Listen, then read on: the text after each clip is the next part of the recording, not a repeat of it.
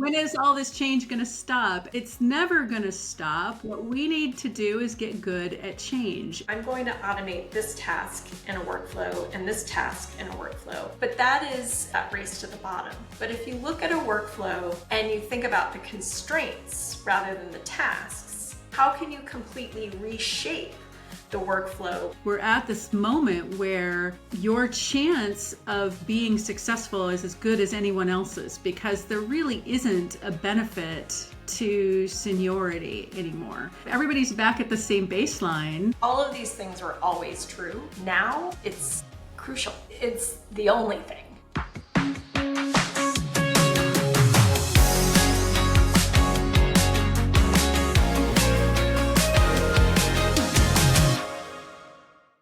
Welcome back to the Meg and Amy Show. Thank you so much for the support for our show.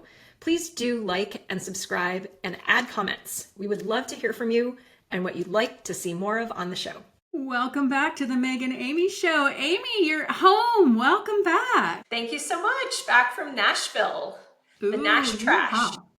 Well, I did see the photos on Instagram. Quite a adventure. Amy in a cowboy hat. If you have missed that, you should go check it out. It's really something. I must say, I'm super surprised and very inspired to see Amy Wilson taking the Instagram posting seriously. Go, Amy. Yeah, I'm a reluctant Instagrammer because I really don't want to give Mark Zuckerberg any money at all whatsoever. So I will sacrifice myself for the good of the show, for my Meg, and have posted a little bit on Instagram. So, and thank you so much. We have over 180 followers on Instagram now.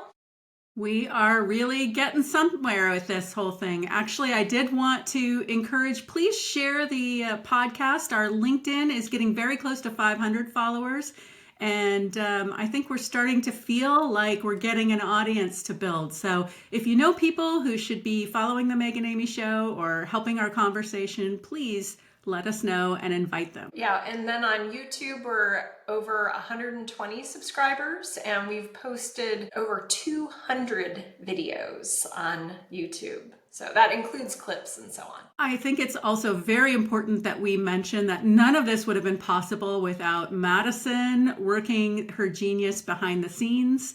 Neither Amy nor Meg have enough creative will together to do all that is required to get all of those clips and all of these videos together. So thank you, Madison, for making us better. We really love you. And Meg, I understand that there's some show swag that guests have been receiving, as well as some show supporters. Yes, we have finally gotten our act together and purchased some show swag. We're very excited about it. Exciting to show the Meg and Amy Show shaker bottle. And what's really fun is it says make every day count right underneath the place where you drink. So we're excited for all of you to get on the creatine bandwagon or the protein bandwagon, or just upping your electrolytes with the Meg and Amy Show shaker. Compliments of the design genius of Amy Wilson and Madison Harney. So speaking of travel, Meg, I know that you've got an upcoming trip, and I was just chatting with my mom, also a show supporter. Hi, Mom. And she was asking me about your trip, and I was having trouble explaining exactly what you would be doing. So I know you're going to Vietnam, and it's kind of workish, but sort of fun-ish. So tell me more about that.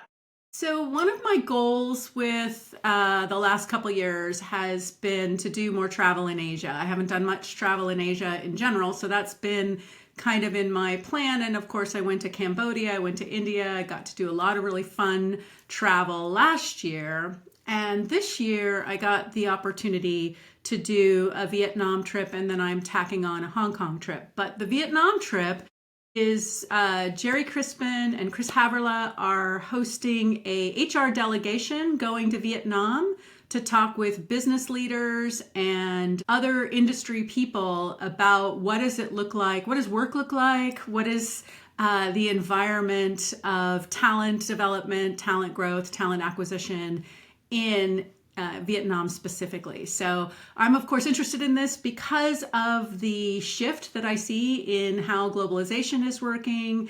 And I'm also interested to see what does it feel like to be in an economy that's rapidly growing again, and how does that change the conversation that you might be having about AI or about talent or about jobs or about work. So I think I'll have a lot to learn, of course, and I'm also excited to eat all the food and to experience some sights as well. There was just an article in the New York Times, I don't know if you saw it, about Vietnam, in fact, and how originally, or, in recent months and years, it was a really good satellite for like the US and Europe, and now it's tending toward a little more towards like Russia and China and so on. So it's a really interesting time for you to kind of suss out what's actually going on. That's exactly why I'm interested, is to see what is the real on the ground feeling in the area. And of course, when you're there for a short time, you don't really get a sense, but at the same time, I think you do learn something. And I think usually what you learn is not what you think you're going to learn. So look forward to talking about it when I get back. Have you learned how to say thank you in Vietnamese yet? Ooh. No, I haven't. That's a good pre-work, isn't it? Yeah. Yeah, I'm mostly focused right now on clothing that works in really warm and humid weather. All right, Amy, I know we have a big set of topics today. I'm excited to just have a solo episode. We haven't had one together in a while. And today I have been really eager to talk about your transformation framework, to talk a little bit about some of the learnings that you've managed to do, and to get grounded on what collectively we are seeing in this world. So hopefully you're ready for a deep dive interrogation, going the other direction for a change. So I'm trying to remember when you finally published this. It was a few weeks back. Ooh, I think it was August. Wow, time is going by so fast. All right, so mid-August you published this, but we started talking about this quite a bit before. And I'd like you to just sort of rewind your brain a little bit around when you started to think in terms of a framework versus just a series of indicators and a bit of a kind of where is the world going kind of abstraction. So when did it start to become a framework for you? And how does that work in your brain? Because I'm not really a framework person, so I'm really curious about that.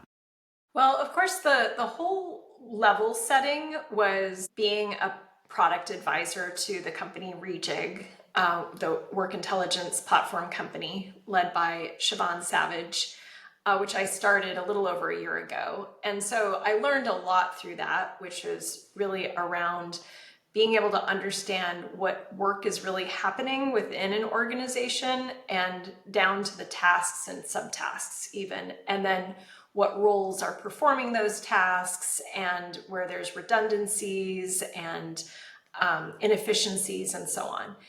And that's interesting in any context, in any world, but it becomes absolutely necessary once you bring AI into the mix, right? So before you go deep on that, and because I do think that's such an important thing. So this thinking, and certainly all the work that Rejig and Siobhan had done, really kind of germinated out of the skills gap. So well before the world of AI exploding on us and us rethinking so many things. Even before that, yes, this idea of understanding how work happens, who does work, what is the work within a job, and where are the skills gaps that are getting in the way of that work productivity, right? So if you think about this is a natural journey for you from the skills work you've done before as well. I can imagine that those like sparks were going on in your head in those early days. Absolutely. Yeah. I mean, so for my time, at least at SAP, which ended a year and a half ago, as of then, I was still just very much into the idea of like, well, we need to understand the skills and what skills are needed in the future and what skills we don't have and that sort of thing. But what I learned through my work with Rejig was that skills on their own really are meaningless, right? You really need to understand what skills are needed for particular tasks and what tasks are needed to accomplish certain work, right? So that was kind of like the missing piece. And then that becomes even more important when you apply the AI lens on top of it. So that was kind of the basis. And so, really kind of understanding more and more about, okay, well, what tasks are good for AI? What tasks are not so good for AI? Where can we augment humans? Where should humans, take over completely? All of that kind of stuff. So that was a big kind of foundational element. And then two things happened over kind of the May, June, July timeframe. One was that I did a bunch of customer interviews about AI and understanding where organizations were in terms of their AI transformation journeys, what they're looking at. And then the other thing that happened was that you had discovered this very interesting writer, Sangeet Choudary, who wrote a book, Reshuffle, and we had him on the show fairly recently as well. Reading his book and his writing while interviewing all of these customers, I started to, understand what he was talking about as like kind of the next level order. And in fact, one of the provocative things that he said, which kind of piqued my interest, right, was something along the lines of optimizing tasks with AI is, a race to the bottom in terms of inefficiency, or a race to the bottom in terms of efficiency. So yes, you can keep using AI to automate tasks, but if you're just focused on efficiency, then you're just going to keep commoditizing yourself, and it's a race to the bottom. But the provocative statement, which seemed to be completely contrary to what Rejig was all about, was, hey, if you're really just focused on tasks and task intelligence, that's a road to nowhere. So that was the base, right? And so then starting to understand, okay, well, what are the next levels then? Because it's not quite right to just throw all of that away, to say like, oh, well, we shouldn't be automating tasks because that's a road to nowhere. Like, I think what it is it's incomplete, right? And so what's next and next and next? And how do we get to those next levels? And the thing, so first off, that entire journey to me has been really both inspiring and eye-opening. I love the fact that this journey for us really unlocked both unlearning and a little bit of this sort of blind spotting. So instead of getting defensive and saying, no, we've kind of figured out the importance of tasks, having that spark curiosity and the desire to dig deeper and to figure out, well, what is our point of view in that thing? And of course, I'm glomming onto your point of view as mine as well, because that's what I do in this process. And I feel like that point that you made about the race to the bottom of task optimization gets to a lot of what people are starting to really internalize right at this moment, which is, hey, the human side of the transformation is always going to be bigger than just the technology side. And the idea of optimizing workflows of today to solve the problems of the future has a intellectual gap between those two things that most people can grasp and say, hey, that's probably going to be a problem. But one of the things that I see in this way that you looked at it, it feels very similar to times in the past where we have seen innovation get to a feature factory problem versus a strategic problem. So to me, I saw a really clear parallel to the times where I have been in product organizations where it becomes a feature war and you can never really win because everybody's in this arms race of, oh, I have one of these and I have one of those and I have one of these and I have one of those. And all of those ideas become kind of disposable, where you build it and it gets thrown out. And the customer starts to feel like you're not actually innovating. And I think that's a similar pattern with this kind of the table stakes are moving so quickly in the world of optimization with AI that if we just keep following this pattern, we're going to create a lot of, wasted capacity along the way because we're going to be focusing on things that aren't strategically unlocking a bigger set of value.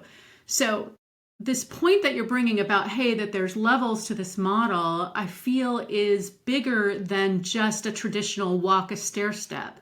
It is actually super important that we keep the end in mind, or we're going to continue to do what we've always done, which is maybe never get past level 2 and be in a situation where we've done everything right through our level 2 and end up being irrelevant or in hurt down the road. So tell me how you're thinking about getting people to jump across that chasm of optimization to strategic transformation. Yeah, well, so I think there's a couple things. One is there was a revelation from Sangeet's book Reshuffle when he was talking a lot about constraints and bottlenecks and coordination costs. And so what he meant by that was, in a current workflow, you're going to have certain constraints and certain bottlenecks, right? That's just kind of a natural state of things. So you could look at AI with a workflow and you could say, oh, I'm going to automate this task in a workflow and this task in a workflow. And then it speeds up the workflow, sure. But that is, again, kind of that race to the bottom. But if you look at a workflow and you think about the constraints rather than the tasks instead, and you think about, okay, well, does this constraint go away altogether? And where are the new constraints? And how can you completely reshape the workflow because of the changing of the constraints and the bottlenecks? And where there were coordination costs before, where do those expand? Where could you add value that wasn't needed before, but is needed going forward? So that was a big aha for me, because we were starting to think about workflow, right? Because the first step was really, okay, and how do we automate individual tasks? And then we were starting to think about, okay, well, how do you automate multiple tasks across a workflow? But it's really those constraints that are the key, right? So that was a big part there, right? And then in terms of the customer conversations that I was having, now, by and large, most customers are at the pre-1 step, honestly, or companies, right? It's very, very early days. However, I did, I spoke to Jen Morrow, one of our guests, and, her company Plan Source, where she leads transformation and people. They're doing lots of really interesting things and looking at it like that, right? In terms of, how do we deliver to our customers and how can we do that in very different ways? So that, kind of sparked a little bit of okay, this is a real world example of thinking about removing constraints. So that is a key next step, right? So you're still not totally an invention and remaking the world, but it's a different twist. It's a different lens on kind of a more standard process. I can't help but reflect back to our conversation with John Wookey when he was talking about the need to re-engage with your customers in a way that probably haven't done in a while, right? I think a lot of times when people have been in a successful business, they build a lot of muscle memory around who's the customer, what do they do, and what do they need your product or service to do for them. And I think that we're in an interesting moment where some of those things that used to be true are probably not as true anymore or are shifting in priority.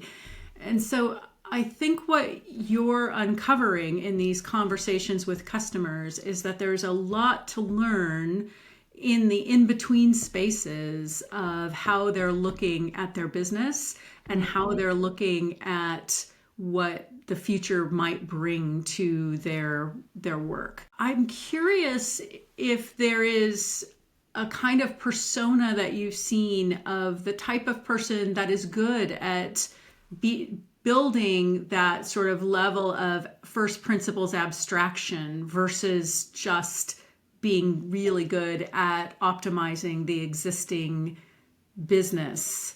So being able to see that bigger abstraction of where the new constraints might be is actually quite hard. It requires a different type of skill. Do you have some thoughts about the kind of skill that people should be looking for here? Yeah, and I think this comes back to some of the conversations that we've had with on the show with guests and so on. I'm thinking of Angela Mathon in particular when we were talking about being more of a generalist. So it's always good to have a specialty, but if you over specialize and you keep yourself narrow, it's very difficult to come out of your particular narrow hole, right? So it's nice, it's good to dabble and be really curious about different parts of the business, different angles of the business, to be able to imagine complexities, different possibilities. And so I think we've talked about this a lot on the show, and that is exactly what you need. You need that curiosity, you need that ability to explore and to seek. This is like a wrap-up show of all of our amazing guests. So All the things we've learned from all our guests. Dr. Kirst, yeah, I mean, like all of it goes into this thinking, right?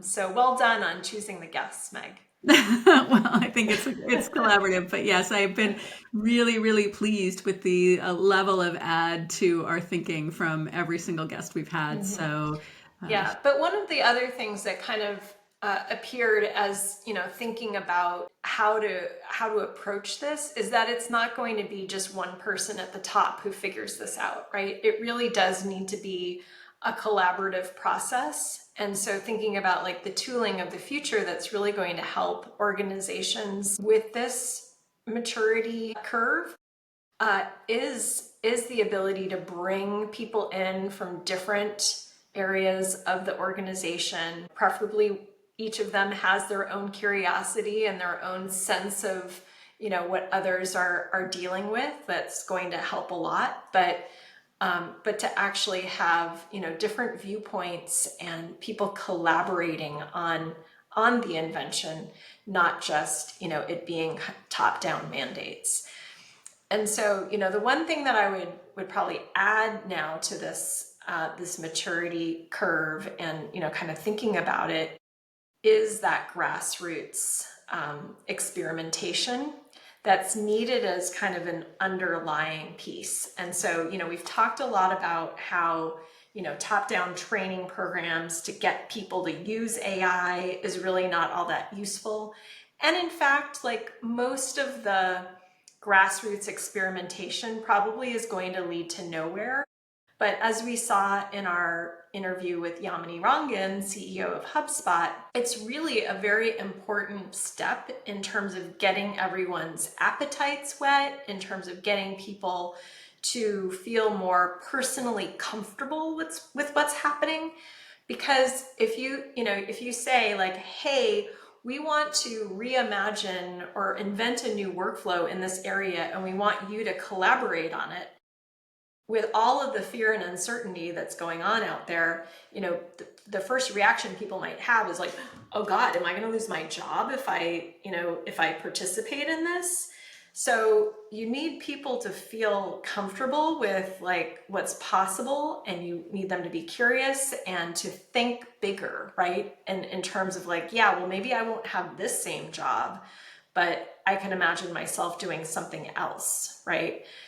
And that kind of grassroots experimentation and letting the, what did Yamini say? The 1,000 flowers bloom is really important because it gives everyone that freedom and that trust to try things out. And it also does ultimately allow some stems to rise, right? Where you see like certain people, certain experiments like really take off. I realized as we were talking with Yamini that this is a pattern I've used multiple times, which is throwing something that is not well formed out with the intention of seeing who catches it and who adds to it. And it really helps you identify where the right kind of roles are for the different levels of people's appetite for change and innovation, because you get a really quick way to understand who is rising above and really thriving in this kind of environment and who is shrinking and struggling, and how do you put people in those right spaces. I was reflecting as you were talking against my initial blog from some time back about my belief that the future is interdisciplinary and the need for people from different contexts to help us think differently about the future. But your talk brought me to a new thought, which is we used to, back in the world of work a little bit before my time, it used to be very common for people to do things like job rotations and to, especially on leadership tracks, to be brought to different parts of the business, to sit in different seats and experience different parts of the business. And they still happen sometimes, but much less frequently as people tend to acquire talent from the outside. I think it's a time for us to start to rethink that, because in this kind of a context, there's not really a market for people with AI expertise in redefining your business.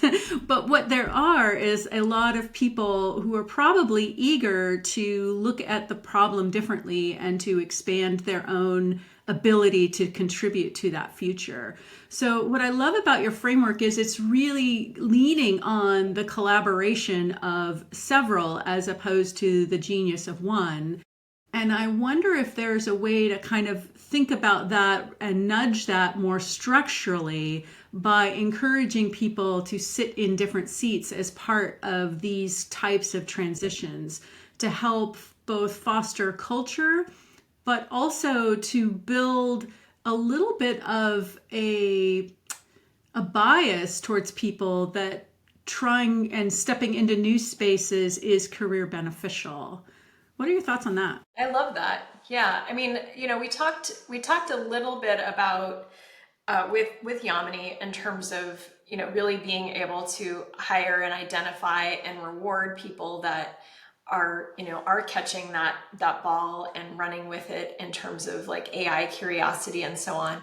But this would be another dimension to that. You could be really focused on AI stuff as you're very in your specialty, which is great. That's interesting, and that can really help everyone kind of in your specialty.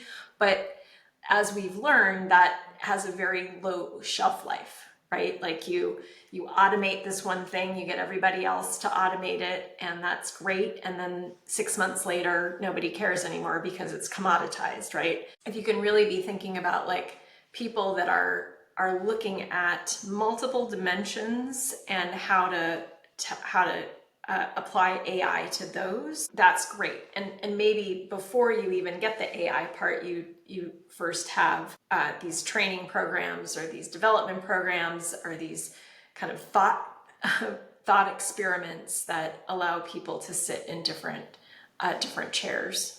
I really feel that there's something truly inspiring in this moment of opportunity for the people who are willing to take some risk and put themselves out there. We're at this moment where your chance of being successful is as good as anyone else's, because there really isn't a benefit to seniority anymore. And this is something I felt very acutely at the beginning of my career. I joined a startup. It was in a moment of technology shift. And I could see very clearly that even though I was younger than everybody else in the building, that even the most senior people on this particular wave of technology had only a couple years in. And I felt like this was such a key moment for me, because I was like, hey, I know I learn things quickly. That's something I have going for me. And the space feels like learning quickly will have a lot of payoff. That's exactly the moment we're in again. And I think that anybody that is recognizing that this is an opportunity where you kind of everybody's back at the same baseline, this is an opportunity to really outpace what might have been a traditional career path if you are willing to jump in and be both ambitious and willing to take calculated risks to try to get more precise about how you can apply the new way of thinking to growing the business in a way that removes constraints in a more rapid way than before, or even just against a different context than existed in the past. Yeah. And I think, again, all of these things were already true, right? It was always good to have learning agility. It was always good to know what work was happening. It was always good to have different perspectives to do better as a leader. Like all of these things were always true, but now it's crucial. Like it's not there. It's the only thing, right? Yeah. Like It's you either can't opportunity or thrive threat. without it. Yeah. You're Yeah. not going to thrive unless, right? Like that is absolutely true. At least in the context that I can get my head around for where work might be in the next couple of years. So I had another bit of a revelation, Meg. So you had me publish this article about the product transformation story at SAP SuccessFactors, and how that went, and kind of relating that back to how AI fits into the picture. Obviously AI wasn't part of it at all, but in a nutshell, at SAP SuccessFactors, we were that feature factory, right? The arms race of just delivering the features, when what we really needed to be doing was delivering, integrated value to customers. And so that was a big change, et cetera. And what I shared in that article was that we made huge progress, but it was still tough, right? It's really tough when you have a large product development organization across multiple countries trying to coordinate. And so, one of my revelations since writing that article and, incorporating some of this thinking is like how those coordination costs have changed, and how the future could be better, right? So if we think about the product development lifecycle and applying AI to it in kind of this like task-based way, right? You're enabling individual developers to code faster. You're helping, you're augmenting product managers to, write specs, and designers to create design, but it's all like kind of these individual productivity measures, right? But that still wouldn't help you with the major coordination costs, which are like, how do you get teams aligned? How do you get everyone marching to the same drum? How do you get, teams of teams, like the decision tree and all that kind of stuff? And so, how do you get people to stop doing stuff, even though you've told them several times they're not supposed to be working on that, and yet they're convinced that they should be? So applying like kind of some of this new thinking that we've learned, what software companies really need to be looking at is those coordination, those big coordination costs and those big constraints, and how does AI change that, and how can you apply AI to overcome that? And I have to say that I have talked to a startup. I'm really kind of excited about, the possibility of kind of turning all of that on its head. So again, it's not just like individual vibe coding, which I'm doing and I'm loving, but but really looking at like how do you get rid of those other coordination, or how do you add the value of those other coordination costs, which would just be completely killer, thinking about how, going back in time and into our time travel car, and being able to do all the things. Yeah, so this one is near and dear to my heart because I do believe that this one isn't linear either. Like what works for a startup of 50 people, it looks different for a company of 200 and looks wildly different when you have organizations like we had at Success Factors, which was like 3,000 people in product engineering. You need different tools for those different levels. And what I love about the journey that we've been on in the discipline of software development and the software development lifecycle is that we started out with waterfall and then moved to agile. And then we really started getting a little bit more curious and a little bit more intellectually interested in the discipline itself. And you started to see things like the Spotify model, and you started to see things like lean startups, et cetera. And I think each one of these were exactly iterations of that, attempting to think about constraints and attempting to optimize for delivery of value all the way through to the customer. And I agree with you completely. I think that the way that it works today is completely broken for the way that it needs to work in the future. And I also think that the shared context and the ability to evolve the context is the missing piece, as well as the tooling and the operational bits, because what I have observed and what you just described is a context shift that struggled to get through the software development lifecycle, both organizationally and in hearts and minds, and in operationally in how product was delivered. So there was a context switch between what customers needed and how we were delivering. And even though we picked apart the pieces, we picked apart the delivery timeframe and the release process, and we picked apart the agile teams and the where to bring people together and where to let them be separate. And we thought about how do we create autonomy within different groups, and how do we organize around the globe, and how do we deal with communication and expectation setting and all of that. We hit a lot of your greatest hits of making change. But the piece that we didn't have, that was really fragile and was really hard to adjust, was to get people to see that different context. It required a lot of human capacity and communication, and a lot of doubt and a lot of work to try to articulate to people, because the context that they understood was so deeply rooted that there was so much evidence that suggested we were wrong and that the current way was better.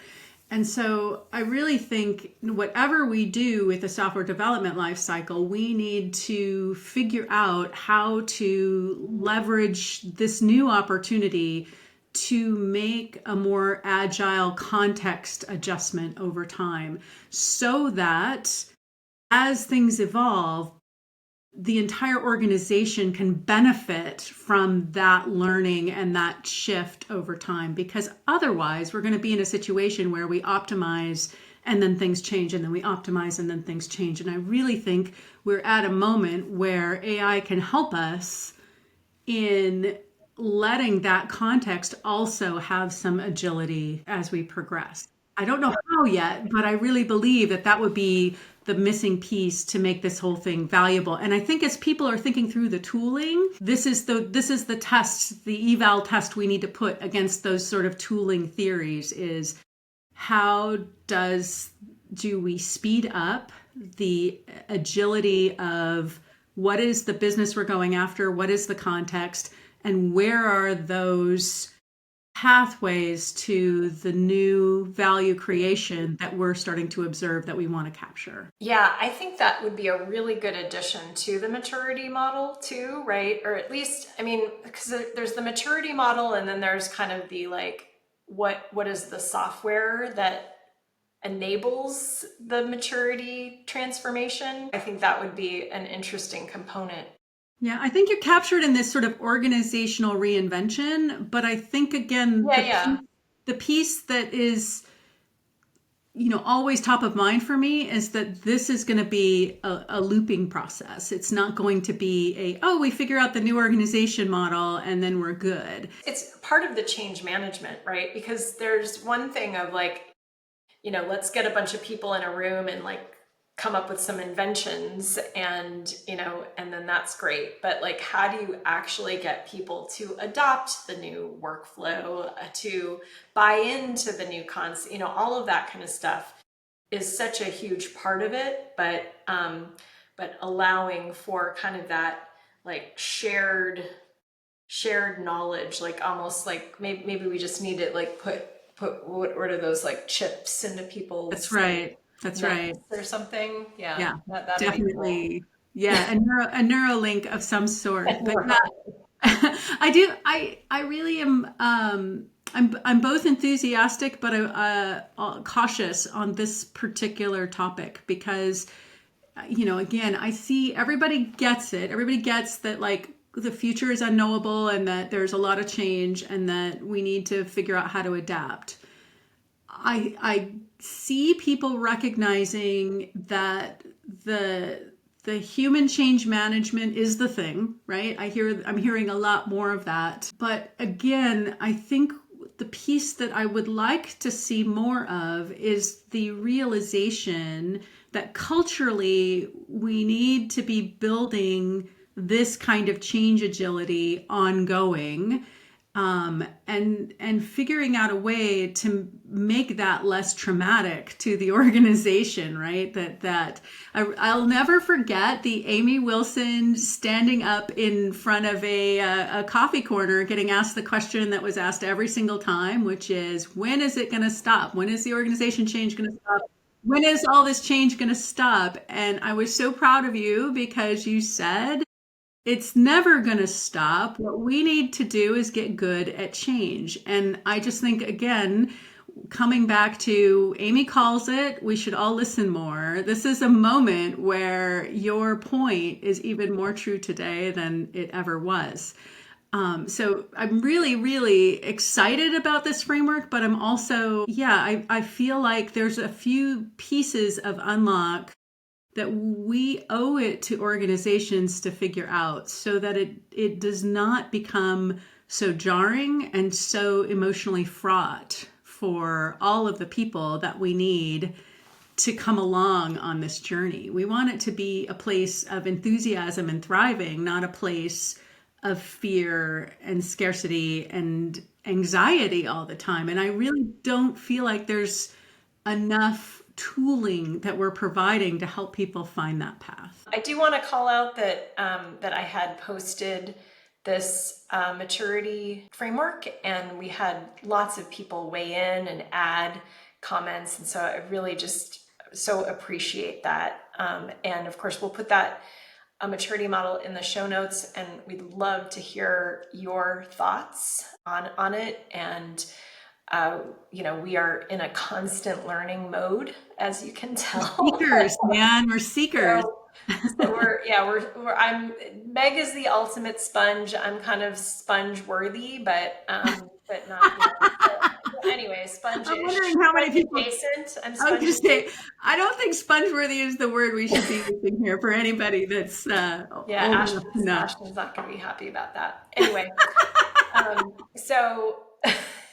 so please, we would love to hear your thoughts. One other person that was very key to all of the thinking that went into all of this, and that was Usman Sheikh, who has written tons about new codes and legacy codes and innovating in the wrong frame. Yeah, I want to dig on one last point on that because I think that there is a really powerful thread to pull on Usman's focus on how new codes can capture opportunities in different ways.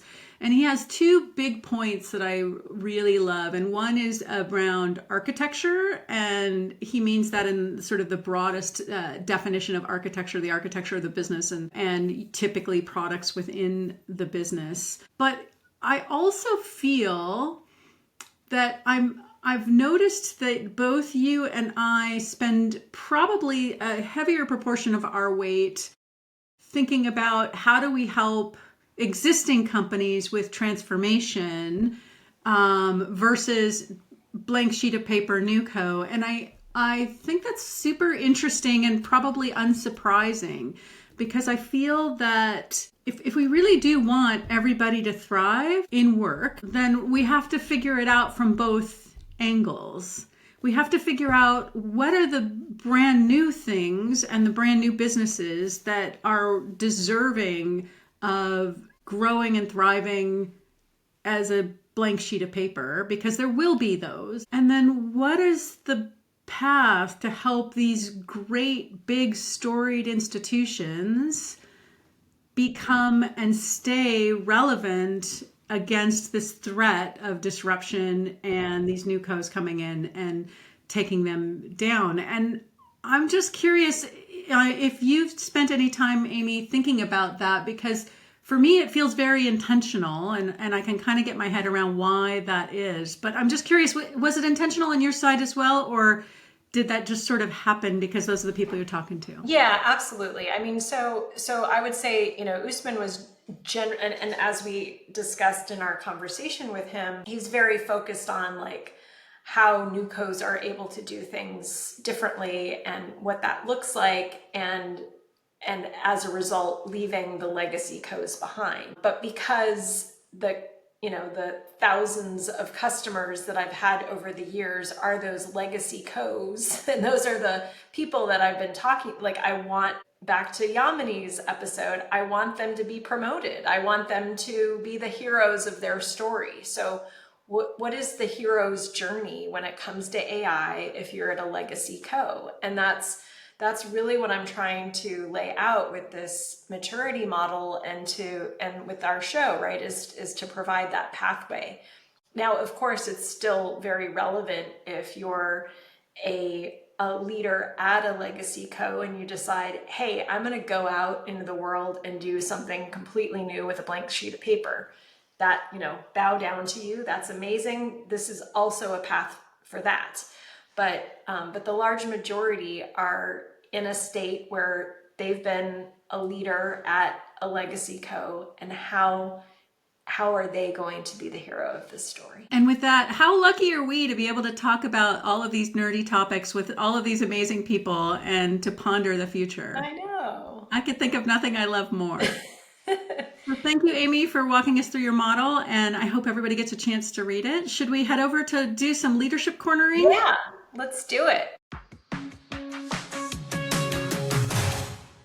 I've recently stepped into a broader leadership role, and I'm struggling with managing competing demands from multiple stakeholders: senior leadership, board members, customers, and internal teams. Everyone has different priorities and agendas, and I'm finding it challenging to navigate the politics while staying focused on what's truly right for our customers and business. How do you manage all of these competing stakeholder interests and maintain clarity on what really matters? This is the big leagues, right? This is the moment of truth of stepping into a bigger role. So I would just remind you that what got you here won't get you there. It is a new job, and it feels to me like there's some key things that you are not letting go of your old job in trying to do your new job. So I would first start there. A couple big ideas here. Number one, when you step into a new role, you need more hiding and thinking time to make sure you're strategically aligned with what is most important. Blocking time on your calendar, probably in the early days, every week. And for sure, as you go on, no matter how long you've been in seat, you still need to be doing this once a month to make sure to look at your calendar, look at the things that you're doing, and ask yourself with all integrity, am I working on the most important things? And am I focused on the right things? You got to get your strategic head straight, or else you're never going to survive, because you're never going to be able to do everything. So you have to be intentional about what you do, because if you don't do that, you're going to be neglecting the things that are the most important. So that's the first thing. The second thing, you're not delegating enough. If you're completely consumed with all of the different things, it is because you're trying to do it all from your own seat. So you need to ask yourself, which of these things are important but need to be done by someone else versus which of these things are important but need to be done by me? You have to remember that as you get to these bigger seats, it's definitionally unsolvable. It's definitionally impossible to keep everybody happy, and it's definitionally impossible to get it all done. So you have to make intentional decisions on which problems you're going to be aware of, but not working on. Even after the delegation, even after the prioritization, there's still going to be an important list of things that are very important that you're just not going to work on. And you have to get to terms with that in your own soul to make sure that you're not missing the most important things. So it really is an impossible job. I totally sympathize with you. I'm not being hard to be hard, but the point of the bigger roles is that your job is to decide which things you let languish and which things you work on. That's your job. And so figuring out how to feel good about those decisions is going to help you a lot. All right, I'm going to get a little dystopian here for a second. So when you become a manager and you're a frontline manager and you have a team, again, we talked about this, and it is a totally different job and so on. But for the most part, you're really not playing politics. And for the most part, you're going to be able to figure out how you and your team can get pretty much everything done. Maybe not everything, but pretty much, right? And you're generally going to be supported, right? There's not going to be a lot of like internal competition for your job. Generally speaking, everyone around you is going to support you, assuming you're doing a relatively good job, right? As Meg said, when you get up to that next level, you become a manager of managers. You become, maybe a junior executive. You become, a bigger deal. All of that completely changes. Suddenly you have like everyone's out to get you. Maybe not everyone, but like kind of, So So true. it's tough. It's tough out there, and that combined with what Meg was saying, which is that you can't possibly do all the things and you can't please everyone. So it's like a double bind, right? So you're suddenly in a position where you're accomplishing a lot less compared to what is seemingly expected of you, and then you have a lot of vultures circling you, right? So it's kind of scary. So again, that's why you really need to get back and make sure that you have a good idea of what it is that matters the most, what your team really, that vision that your team needs to beat to, what things are the most important and aren't important. But on top of that, you also need to have a good idea of like when you aren't going to do something, like who are you going to displease, and what is the fallout of that? It's important to recognize that and either be okay with it or to have some sort of mitigation in order to make sure that those consequences don't, completely come back to bite you, right? And so this is like, when people talk about, should I go into leadership? Do I want that for my career? This is why it's tricky, right? It's fantastic to have power and control and influence and and all of that kind of stuff. But it's really hard. It's really, really stressful. And so if you really are just doing it for prestige, if you are just doing it for that power and influence and control, then it's a world of hurt. So you kind of have to have this like whole separate heart, which is like why you're doing it. You're doing it because you care about the business, because you care about the people, because you want to, be a good role model. All of these things are really important. And at the same time, you have to protect your heart, which is to understand that you can't care too much, right? You have to care a lot, but at the same time, you have to be able to let things go. You have to be able to recognize that that the politics is going to get really ugly potentially, and you got to just let it go. It's a little bit like parenting, right? Like there's great bits, and then there's a whole lot of people that tell you everything you're doing wrong. All those vultures that used to circle to try and take over my child. No, I'm just kidding. I really wanted to take over my child. Yeah, no, I was more like my children telling me everything that was awful about me when They were the vultures. yeah, exactly. Thanks for everyone for watching the show. Please do like and subscribe. And share. And share. And share. Yes. Let's invent the future together, everyone. I believe in us. Let's make every day count.